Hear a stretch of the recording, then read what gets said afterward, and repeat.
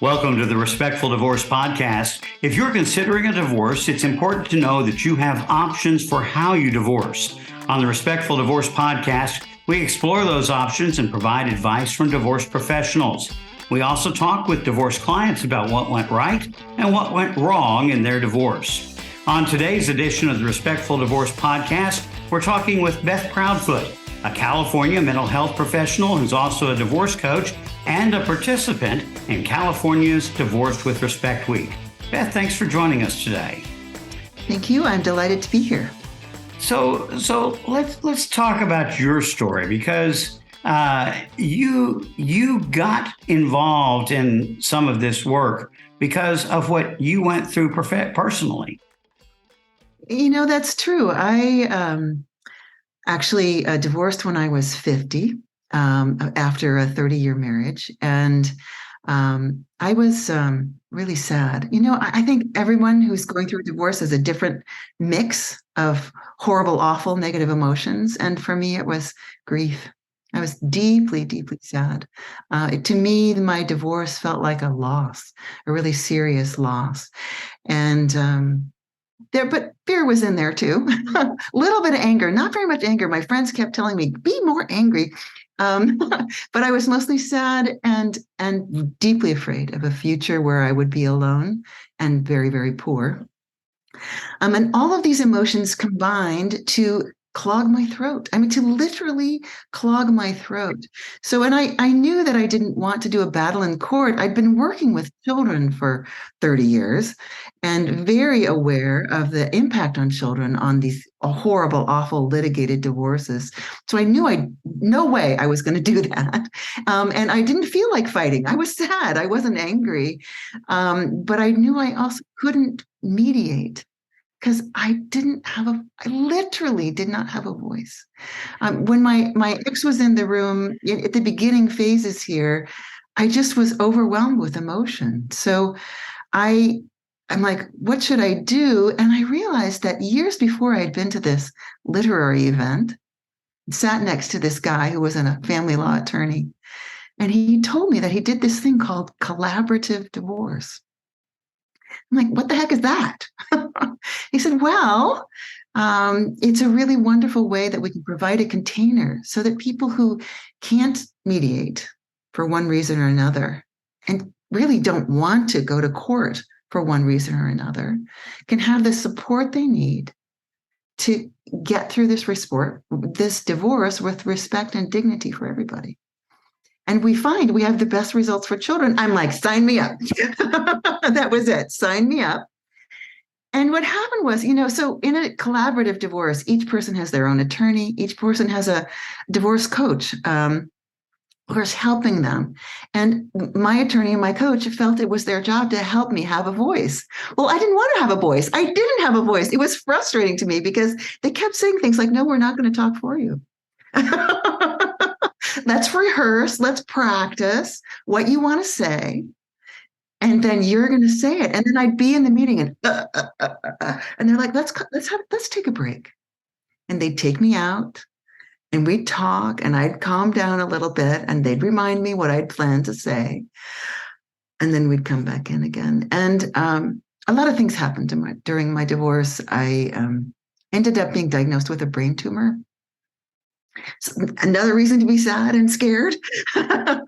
And with that collaborative divorce, I was given the time that I needed to heal, both physically and mentally. And really, there's not a lot of other processes that would give you that time. And I got that time because my soon-to-be ex-spouse also had a wonderful attorney and a wonderful coach, and they were helping him to be patient and allow the process to take some time. And along the way, I learned about this kind of negotiation, this very unique kind of way to solve problems that they use in collaborative divorce. And I'm like, this is super cool. This could change the world. What if every time people were in conflict about whatever it was, they could get the support that they need and use the techniques that they're using in collaborative divorce? We could change the world. We could bring peace to the world. Anyway, My divorce, my own divorce, was really transformational for me. I went from being kind of beaten down and depressed and worried about the future to being really inspired, actually, finding my voice. And after it was all done, really a long time after it was all done, my attorney and my coach came to me and they said, you'd be really good at this. You already have the chops. You're a marriage and family therapist. You've worked with kids for a long time. You understand about divorce. You understand about mediation. We think you'd be good at this. And I'm like, I don't know. I guess I could try. So, so I started to do the work myself, and I'm still inspired by it. I'm inspired by my clients. I'm inspired by my fellow professionals, and I'm still thinking we could maybe change the world by teaching this way of resolving differences. That's in a way that's peaceful and respectful. We did a thing with you several years ago, and I'll always remember a part of what you said was when that happens, when you have this collaborative divorce process, that there's this feeling that comes over you that it's a, yeah, yeah.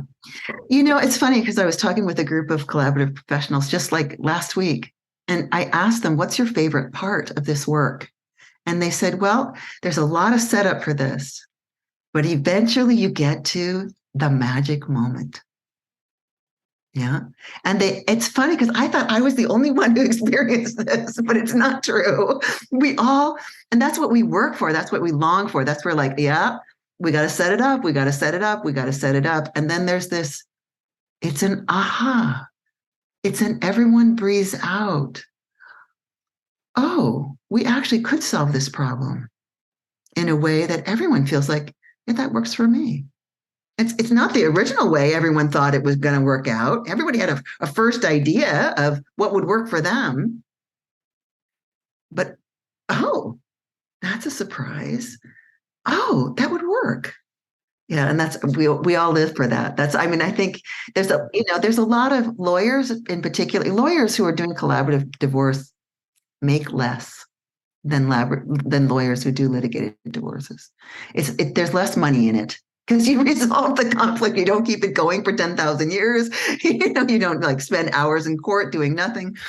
So they do make less money, but they live for that aha moment. That makes their job worthwhile.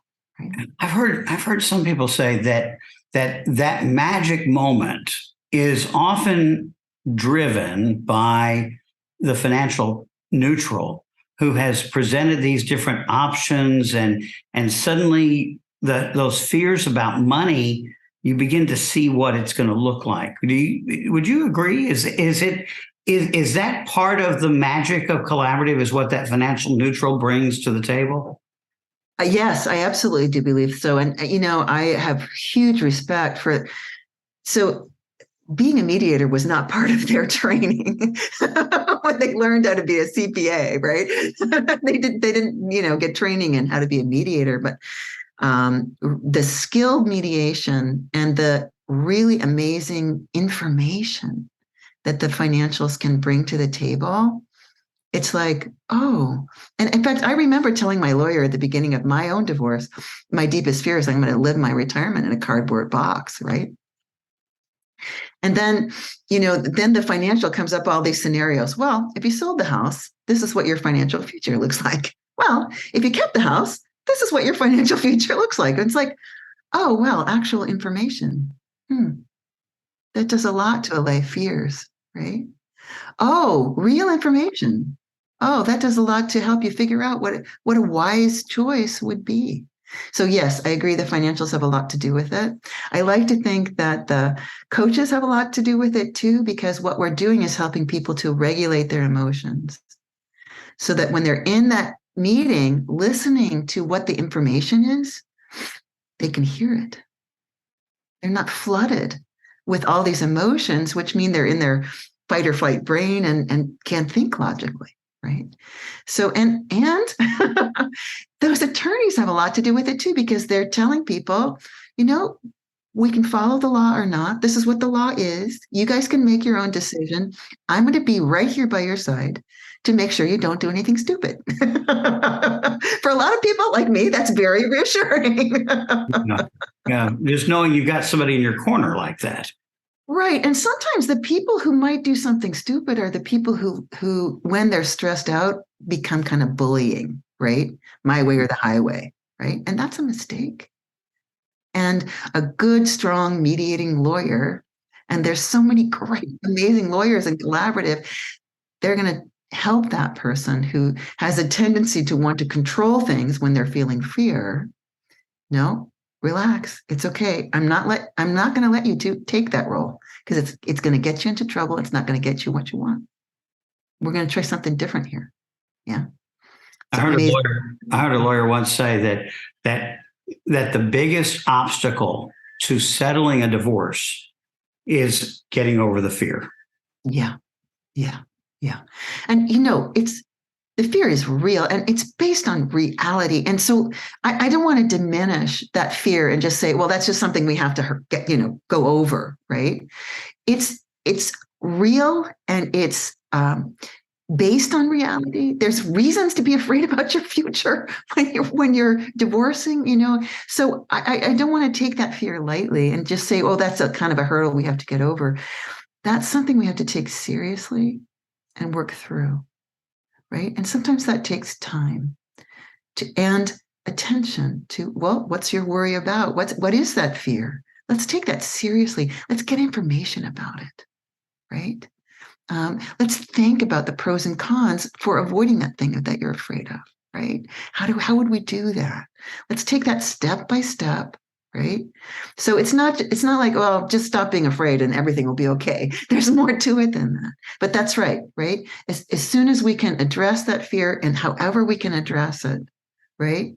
And get people to go, oh, actually, I am going to be okay. Right. Oh, actually, I have 3 choices here. And in all of them, I'm okay. Right. Oh, whew. Now I can make a choice between these 3 choices. Yeah. And you touched on this a little bit earlier, but one of the advantages of the collaborative process, you're not on anybody else's timetable. You're on your own timetable for getting through those kinds of things and not feeling pressure to get it done because you've got a court hearing next week or something. That's very true. And I have to tell you that there's probably half and half people who want to pull that Band-Aid off as fast as they can and people who really need to take some time. And my own bias is that we go the pace of the slowest person, right? And that's going to give you the wisest results for everybody. And it's frustrating for people who want to just like, I made this decision, let's just do it and get it over with. Yes, it's true that when you're at the end, there will be less angst because there will be fewer decisions to be made. You've made all the decisions. But it's also true that taking your time can help the fears to go away because you've addressed them all, right? And just the passage of time can help all of those emotions of loss lessen, right? Of guilt lessen a bit. Time has gone by. Oh gosh, I'm living in my place and, nothing horrible has happened, right? It really does help. And I agree with you. Each couple needs to take their own pace. I mean, I just had a case where we made a lot of decisions really fast. And this was a collaborative case. And the professionals were all going, oh, these people should slow down. They should slow down. But the couple needed to work fast, right? Both of them. They're like, yeah, let's do it. And we got about halfway through. And we go, okay, now we're going to take our time. Right? So it's not like we're going to be slow and steady the whole time. Everybody's pace is different. And sometimes immediate decisions need to be made fast, right? And that's another advantage of not being at the court. I mean, right now, post-COVID, I think probably across the country, the family law courts they're even worse in terms of being impacted than they were before COVID. It's just really hard to get a court date. And then when you do, it's a deadline, right? So Yeah. Any process, and not just collaborative process. If you do mediation, if you do it yourself, you have much more control over the pace, which is a good thing. I just would say when I'm saying that joint you and your ex have control over the pace, right? Yeah. So. So, Divorce with Respect Week in California is coming up March 6th through 10th. And people who are interested in getting more information can do a consultation with an attorney, with a financial professional, or with a mental health professional such as yourself. If someone wants to talk to you, what does that conversation look like? Well, usually it's both. I like to have both members of the couple with me at the same time. That's helpful because then both people are getting the information at the same time. That doesn't always happen. Sometimes people contact me individually to get a consultation. And in that consultation, I'll often refer them to our divorce options class, which will give them a really deep grounding in all the different choices that they have, and encourage them to ask their spouse to also go to that class, right? It's free in most jurisdictions and very, very useful information. Oftentimes that I'll just go right into what are your hopes and what are your concerns. Usually when people are consulting with me, they're really worried about their kids. I act as a child specialist in collaborative divorce. That's a neutral professional who really works on, interviewing the children even to figure out what's important to them. And so people are worried about how do we talk to our kids about the divorce, what's going to happen. I'll do a little bit of help with that. Sometimes I'll set up another meeting where we really dive into how to talk, develop a script for how to talk to the kids about the divorce. But oftentimes when we get into hopes and concerns, that will help me to see what the substantive issues are here. And what kind of process would be best? I think a lot of people really could just do a single mediation and be fine. When there's more complexity, when there's someone who can't talk, when there's somebody who's a little bit of a bully when they get afraid, and somebody who's a little bit of a yes man when they get afraid, maybe mediation is not going to be the best, thing. And I can't always suss that out in a 30-minute consultation, but I can try, right? And I can get some questions answered. Sometimes people have very specific questions about if we do mediation, is it legal, right? That kind of thing. And what is it about collaborative that makes it best for the kids? Then I get to get on my high horse and tell them. and they want me to help them to form a team. Right. So some part of that consultation is often who's the next person to call? What's the next thing to do? Is the next thing to do to talk to your spouse? And I can give a little bit of advice about how to do that. Is the next thing to do to contact an attorney? Or to think about who might be on their collaborative team. So anyway, that's basically what. And I guess one of the things with Divorce with Respect Week, they might schedule a consultation with you. You might say you should talk to an attorney. And during Divorce with Respect Week, they'd have another opportunity to do a consult for no charge with an attorney to get more information. Yeah, exactly. And, I think for people, what people need to know is that you're thinking about process, which is super important. The process you choose is going to determine the results of your divorce. So really thinking hard about process and discerning which process is going to be the best for your family.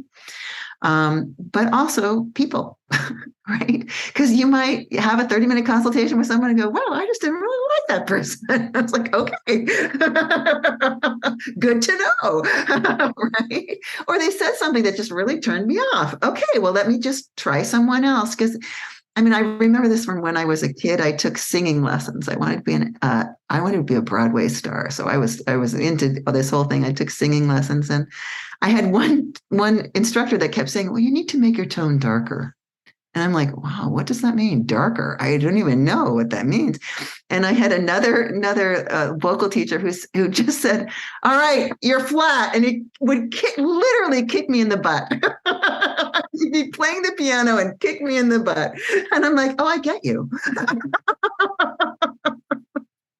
And then I understood what they had meant by darker, but I really didn't get it, right? So that's part of it too, is just, does this person kind of speak your language, right? Do you really kind of understand what they're talking about when they're speaking? And that's important to know too. So process, that's important, and fit, right? Is this someone I can trust to help me with the most important thing that's ever happened to me? Yeah. That's great. Beth, we sure do appreciate you joining us on the Respectful Divorce podcast today. Thank you so much. You're very welcome. It was a pleasure, Tim. Yeah. So Divorce with Respect Week in California is March 6th through 10th. You can get more information at divorcewithrespectweek.com. Again, thanks, Beth. You're welcome. Take good care, everyone.